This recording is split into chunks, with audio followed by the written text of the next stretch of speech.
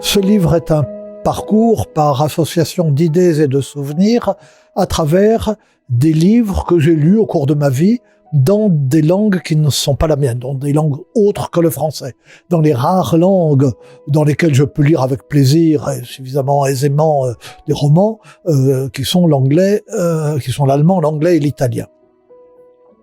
Alors, pourquoi cette idée bizarre de parler justement de ces livres?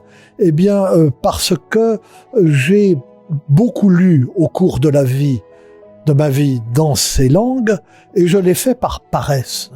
Je l'ai fait parce que je voulais entretenir mon allemand, seule langue que j'ai apprise au lycée, parce que j'étais classique, je faisais du latin et du grec, et puis je voulais progresser en anglais, langue que j'ai apprise tout seul quand j'avais une vingtaine d'années et avec laquelle je ne me suis jamais senti complètement à l'aise, outre que mon accent est atroce. Pour l'italien, c'est une langue que j'aime, dont j'ai besoin et dans mon métier, etc. Et j'avais plaisir à le lire.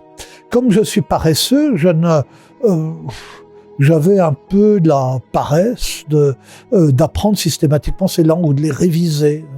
De sorte que je lisais des romans en me disant que je vais faire des progrès. Pour la prononciation, c'était raté, naturellement. Mais même pour le reste, les progrès étaient aléatoires en vocabulaire, incertains en grammaire et nuls, justement, pour la pratique orale.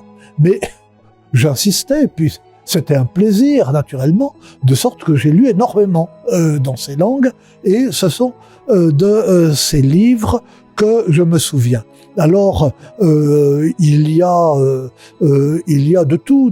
Virginia Woolf ou Catherine Mansfield, voisines, enfin, ou à quelques pages de distance avec Raymond Chandler ou Chester Himes, D'Annunzio, avec Fontane, Italo Svevo, avec Thomas Mann, ou avec George Eliot, alors que c'est une sorte de libre parcours littéraire à travers ces langues.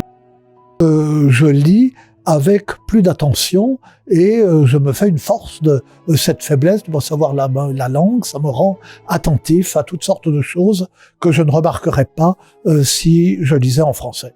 Voilà, et donc j'offre ainsi le fruit de ces lectures paresseuses. Alors, naturellement, pour écrire ce livre, je n'ai pas relu tous ces livres, les peu d'années qui me restent à vivre n'y suffiraient pas, mais j'y repensais et quelquefois, tout de même, le livre me tombait sous la main et des souvenirs me revenaient parce que je trouvais dans le livre un signet et ce signet, c'était une carte d'embarquement, c'était le marque-page publicitaire d'une librairie américaine, et dedans il y avait un calendrier qui me rappelait l'année, et ainsi les souvenirs revenaient, les souvenirs de ma vie en même temps que ceux de mes lectures. Et c'était un plaisir supplémentaire, mais enfin, je ne dis pas que j'ai réussi à le faire partager.